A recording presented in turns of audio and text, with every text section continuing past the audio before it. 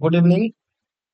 आज हम आपको बताएंगे मानव संपदा में एसीआर और एपीआर को कैसे प्रीफिक्सिंग करनी है। एसीआर और एपीआर में जो प्रीफिक्सिंग में आ रही समस्याओं को देखते हुए ये वीडियो बनाया गया है। इसमें आप एसीआर प्रीफिक्सिंग करने से पहले कुछ रूल्स हैं, उन रूल्स को आप देख लीजिए, उसके बाद प्रीफिक्सिंग करना स्टार्ट करते हैं। सबसे फर्स्ट में दिख रहा है वर्कफ्लो जनरेशन रूल्स। रूल्स में नंबर वन पे लिखा है, if reporting period is less than 90 days, concern is not eligible to report, and NRC will be certified by reporting officer for that period। अगर कोई भी आप कर्मचारी है या अधिकारी है, वो अपने किसी अधिकारी को अगर 90 दिन से कम रिपोर्ट कर रहा है, 90 दिन से रिपोर्टिंग, रिव्यूइंग और एक्सेप्टिंग लेवल पे 90 डेज से अगर कम रिपोर्ट कर रहा है, तो उसका एनआरसी पीरियड भरा जाएगा। एनआरसी का है नो रिपोर्टिंग सर्टिफिकेट। उसके बाद आता है, if reporting officer are multiple and reporting period is greater than 90 days at any level during the reporting year, APR will be splitted. अगर 90 दिन से ज्यादा अगर कोई कर्मचारी किसी भी लेवल पे अगर रिपोर्ट कर रहा है, तो मल्टीपल टाइम के लिए उसका स्प्लिट किया जाएगा। उसके बाद दिया गया है थर्ड नंबर में, if assessing, reviewing, accepting officer is not registered in Manav Sampada. जैसे कि सीएम हो गए हैं, मिनिस्टर्स हो गए हैं, और एनी अदर ऑफिसर हो गए, जैसे कोई आईएएस अधिकारी आपके विभाग में था, आप भारत सरकार में चले गए हैं, तो उनका मानव संपदा कोड जनरेट नहीं है। उस केस में आपको वहां पर जीरो फिल करना है। जीरो फिल करके आप वहां पर छोड़ देंगे, तो वो एसीआर वहीं पे होल्ड हो जाएगी। और 4 नंबर में बताया गया है, all APR which are in hold position will be printed by office admin. अगर उस कंडीशन में होल्ड हो जाएगी जीरो डालने पे, ऑफिस एडमिन से प्रिंट करने का एक ऑप्शन आपको मिल जाएगा। And send manually to the respective officer for reporting, और उसको मैन्युअली भेज देंगे रिपोर्टिंग ऑफिसर के पास। मैन्युअली भेजने के बाद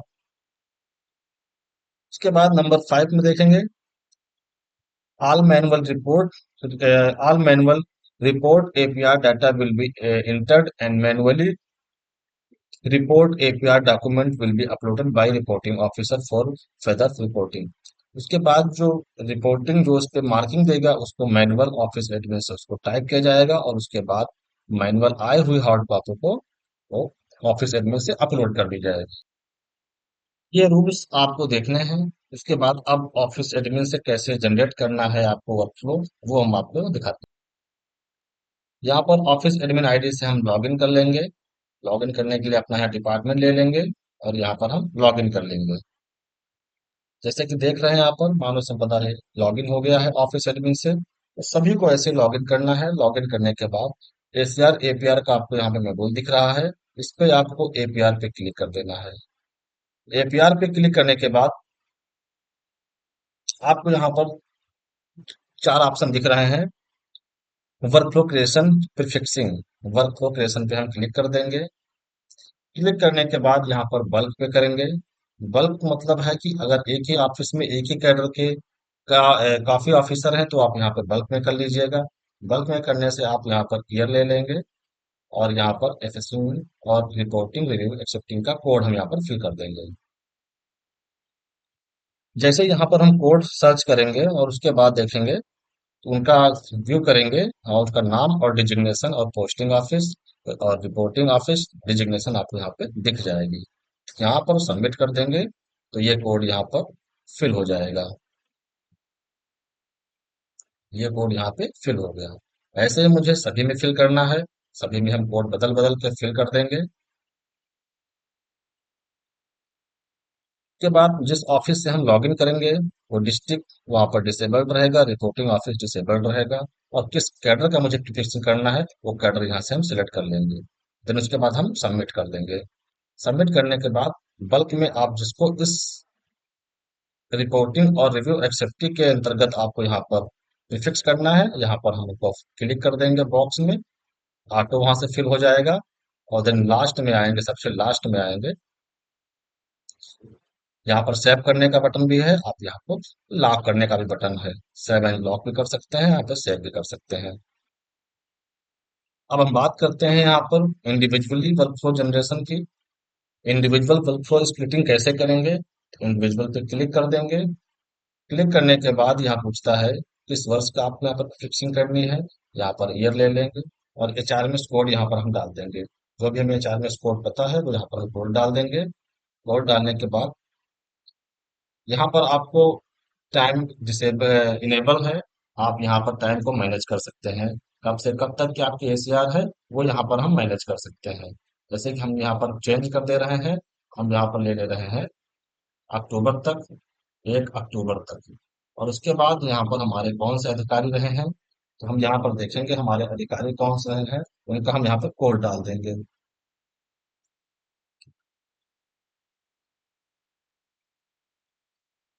और यहाँ पर रिव्यू ऑफिसर कौन है, इनका यहाँ पे कोड डाल देंगे। एक्सेप्टिंग ऑफिसर कौन है, उनका यहाँ पे। और उसके बाद यहाँ पर हम देख रहे हैं लिखा हुआ है एनआरसी। एनआरसी में आपको जरा ध्यान दीजिएगा, अगर एनआरसी में आपका कोई भी रिपोर्टिंग या रिव्यू एक्सेप्टिंग इस पीरियड में आपको 90 दिन से कम आप रिपोर्ट कर रहे हैं, उसके लिए हम यहाँ पे रिपोर्टिंग में एनआरसी में एस कर देंगे। रिपोर्टिंग में एस करने के बाद हमें एक पॉपअप ओपन होके आ जाएगा। इस पॉपअप में देखिएगा किस पीरियड से किस पीरियड तक एनआरसी रहा है। हम मान लेते हैं किसी का एनआरसी 2023 में से अप्रैल से लेके 1 अप्रैल से लेके 2023 में।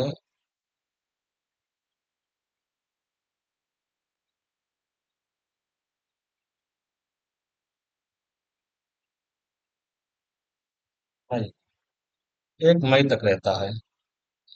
यहाँ पूछ रहा है किस स्तर के अधिकारी थे, जिस स्तर के वो अधिकारी रहे हैं जिसके पास आपने एनआरसी रही है, वो यहाँ पे हम उनका नाम लेवल सेलेक्ट कर लेंगे। उसके बाद पूछता है चार्ज कोड उनका क्या रहा, उनका यहाँ पर हमें चार्ज कोड डाल देंगे। रिमार्क में जो भी डालना है वो आप यहाँ पे डाल सकते हैं रिमार्क में, और यहाँ पे सबमिट कर सकते हैं। आपका एक एनआरसी ये कंप्लीट हो गया है। जिस लेवल पे आपका एनआरसी रहा है वो एनआरसी की एंट्री पड़ गई है। और यहाँ पर अगर एनआरसी नहीं रहता है तो आप नो भी कर देंगे। तो यहाँ पर एनआरसी पड़ गई, इसके बाद हम यहाँ पे सबमिट कर देते हैं। ये हमारा एक स्प्लिटिंग कंप्लीट हो गया है। अभी हमारा एक स्प्लिट कंप्लीट हुआ है, अभी दूसरा हमारा बाकी है। यानी कब से बाकी है, 2 अक्टूबर से 2023 से अभी एक हम और भी स्प्लिट बनाएंगे, क्योंकि हमारा यहाँ पर टू डेट है। यहाँ पर आप देख रहे हैं 1/10/2023। तो फिर नेक्स्ट में हम आएंगे, यहाँ पे वर्जन में हम चेंज कर देंगे।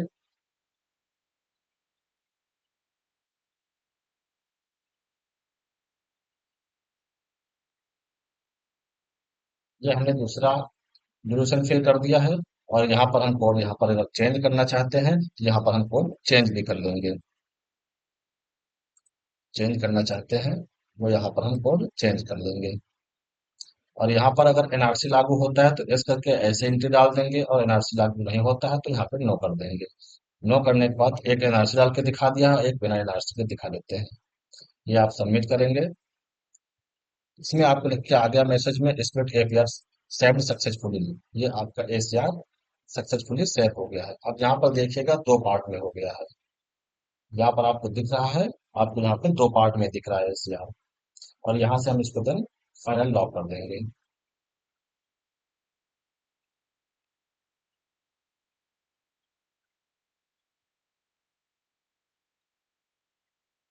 ये आपकी यहाँ पर फिक्सिंग हो गई थी। और उसके बाद हमें एक ऑप्शन, अभी अपडेट का ऑप्शन लगा हुआ है, यहाँ पर अपडेट पे क्लिक करेंगे। अपडेट करने के बाद आपको यहाँ पे 2 ऑप्शन मिल जाएंगे।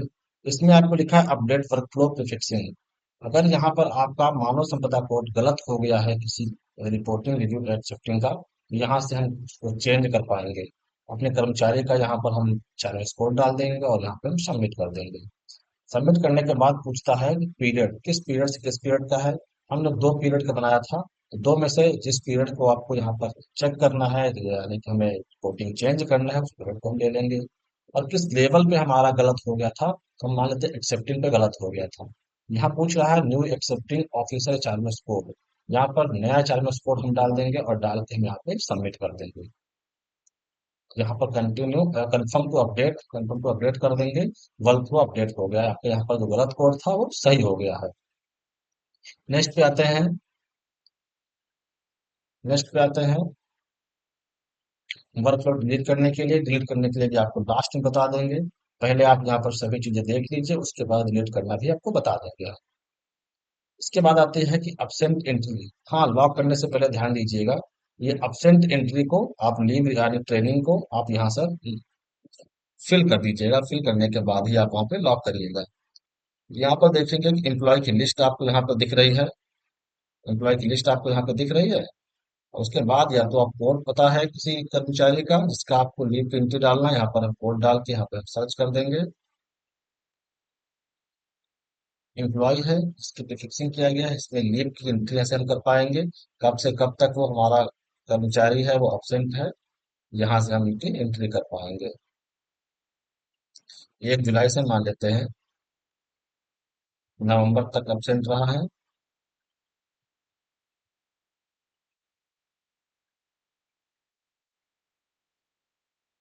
यहाँ पर हम डेट ले लेंगे, नवंबर। किस टाइप का रहा है, अगर सीसीएल पे रहे हैं, अब्सेंट रहे, कौन रहे हैं, ये अगर सभी लीव सभी प्रकार की है, अगर ट्रेनिंग पे रहे हैं तो ट्रेनिंग हम क्लिक कर देंगे और इसे हम सेव कर देंगे। ये हमारा एंट्री सेव हो गई है। सेव होने के बाद मल्टीपल टाइम के लिए यहाँ पर हम लीव की एंट्री डाल देंगे। लीव की एंट्री डालने के बाद यहाँ से हम फाइनल लॉक कर देंगे। यहाँ से फाइनल लॉक कर देंगे। उसके बाद आते हैं हम एपीआर में। एपीआर में हम देखेंगे यहाँ पर आपको छूट गया था अपडेट में से डिलीट करने के लिए। डिलीट करने के लिए डिलीट पे क्लिक करेंगे और यहाँ पर ईयर ले लेंगे, और जिसे हमें डिलीट करना है डिलीट यहाँ पर चाइनीज कोड डालेंगे और सबमिट कर देंगे। हाँ, इसमें अगर कर्मचारी ने कुछ लिख भी दिया है, कुछ गलत हो गया है, और यहाँ पर वो चाइनीज कर्मचारी ने अपना अंडरटेक पर क्लिक भी कर दिया है, तब भी यहाँ पर हम डिलीट करने का ऑप्शन मिल जाता है। यहाँ पर उसकी जो प्रीफिक्सिंग है वो कम्प्लीटली डिलीट हो जाएगी। जो उसकी प्रीफिक्सिंग है वो कम्प्लीटली डिलीट हो जाएगी। इसमें पूछ रहा है आपका 2 स्प्लिट था, कौन सा डिलीट करना है। जो भी हमें डिलीट करना है उस डिलीट वाले पे क्लिक कर देंगे। और ये कह रहा है current status for of the APR is workflow fixed. Workflow fix कर दिया गया, do you still want to delete, इसमें हम कंफर्म कर देंगे। ये हमारा जो है फिक्सिंग डिलीट हो गया है। ऐसे मुझे इसको भी डिलीट करना है तो इसको भी हम डिलीट कर देंगे, और इसके बाद हम नया फिक्सिंग कर पाएंगे। इसके बाद हम देखते हैं रिपोर्ट में। रिपोर्ट में आप क्लिक करेंगे, यहाँ आपको वर्कफ्लो स्टेटस रिपोर्ट लगी है। इसमें आप देख रहे हैं एशियर का ईयर, यहाँ पर हम ईयर सेलेक्ट कर लेंगे। अगर पोस्टिंग ऑफिस आपको लेना है तो पोस्टिंग ऑफिस दे सकते हैं, अन्यथा छोड़ सकते हैं। रिपोर्टिंग ऑफिस देना है आपको, फिल्टर लगाने के लिए लगाया गया है कि कम से कम डाटा आए, आपको यहाँ से फिल्टर लगा सके।